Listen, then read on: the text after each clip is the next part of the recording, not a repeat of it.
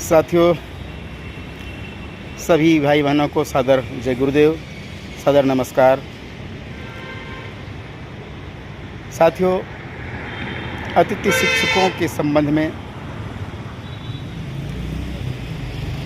इस समय शासन प्रशासन स्तर पर बड़ा अनोखा काम चल रहा है। सबसे पहली बात तो यह है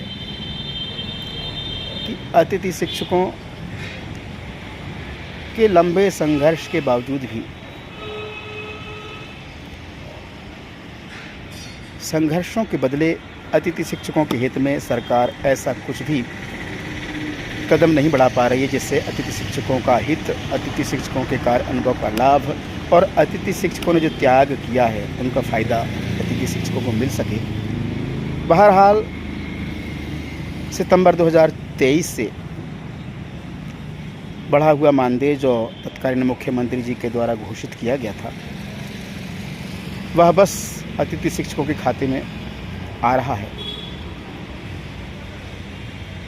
वह भी जो अतिथि शिक्षक साथी शासन की नीतियों के चलते काम से अलग हो चुके हैं, उनको कोई फ़ायदा है भी।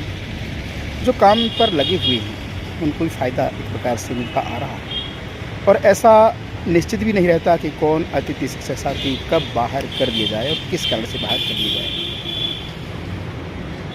इस विसंगति पर विराम नहीं लग पा रहा।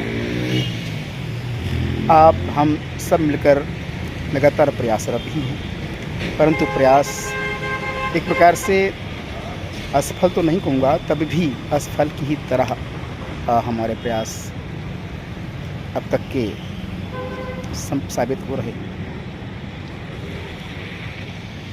अब चूँकि लोकसभा चुनाव सिर पर है और आचार संहिता के चलते हमारे द्वारा जो प्रयास हैं उसमें भी आंशिक रूप से विराम लगा हुआ है।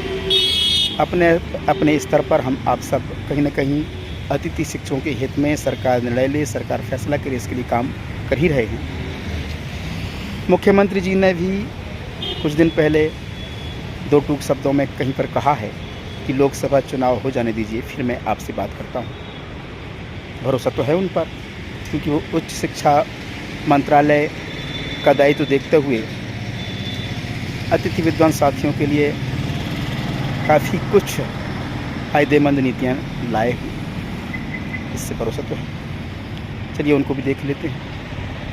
लोकसभा चुनाव और कुल मिलाकर के केंद्र में सरकार बन जाने दीजिए, इसके बाद फिर माननीय मुख्यमंत्री जी का ध्यान कहीं न कहीं से आकर्षित कराते हैं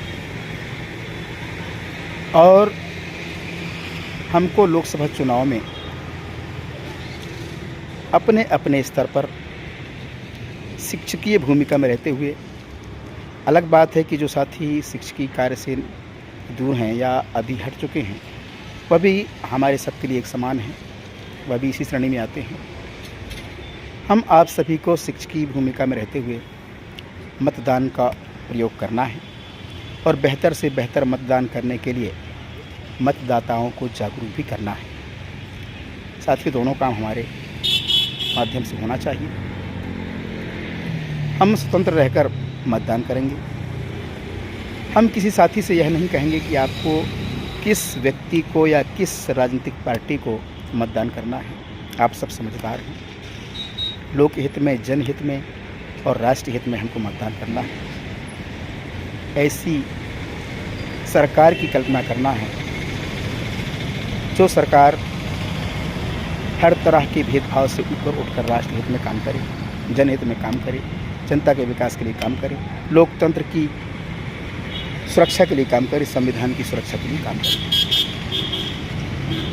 वर्तमान में एक बात आ रही है साथियों कि तमाम जगहों से, तमाम ज़िलों से जानकारियां आ रही हैं और राज्य स्तर से भी, प्रशासनिक स्तर से भी जानकारियां आ रही हैं। आदेश निर्देश जारी किए जा रहे हैं कि अतिथि शिक्षकों की भी चुनाव में ड्यूटी लगाई जाएगी, विशेष पुलिस अधिकारी के रूप में।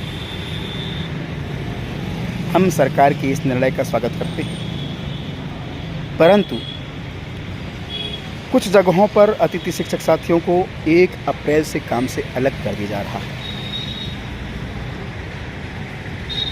आखिर एक आदेश आज की तारीख में जारी हुआ है कि अतिथि शिक्षकों को अब अप्रैल माह भर सेवाएं ली जाएंगी, परंतु यह विसंगति मध्य प्रदेश में बहुत सारी जगहों पर चल रही है। ऐसी स्थिति में यदि 1 अप्रैल से अतिथि शिक्षकों को काम से अलग किया जा रहा है, तो 19 अप्रैल से चालू होने वाले मतदानों में अतिथि शिक्षकों से सेवाएं कैसे ली जा सकेंगी, एक सवाल खड़ा होता है। जब वह ड्यूटी में होंगे ही नहीं, अतिथि शिक्षक के रूप में होंगे ही नहीं, तो उनसे चुनावी ड्यूटी, इतनी गंभीर ड्यूटी, इतने गंभीर कार्य के लिए ड्यूटी कैसे कराई जा सकती है, यह भी एक सवाल है। चलिए ड्यूटी ले ली जाए, मालिक करे ऐसा ना हो, पर अनहोनी को जानता कौन। अगर चुनाव के चलते, चुनाव ड्यूटी के चलते किसी अतिथि शिक्षक के साथ कोई अनहोनी, कोई अप्रिय घटना हो जाती है, घटित हो जाती है, ऐसी स्थिति में क्या सरकार अतिथि शिक्षकों को या अतिथि शिक्षकों के परिवार को वह सारी सुविधाएं दे सकती है जो एक सरकारी नौकरी पर रहते हुए, चुनाव ड्यूटी करते हुए जिसके साथ घटना हो जाती है उसको सेवाएं दी जाती हैं? यानी एक लोक सेवक को दी जाने वाली सुविधाएं क्या उस अतिथि शिक्षक को दी जाएंगी, क्या उसके परिवार को दी जाएंगी? दूसरी बात यह है कि चुनाव ड्यूटी का कार्य संभाल रहे उस अतिथि शिक्षक को उसके सर्विस में या उसकी नौकरी में कोई फ़ायदा मिलेगा? ये सारी विसंगतियां हैं।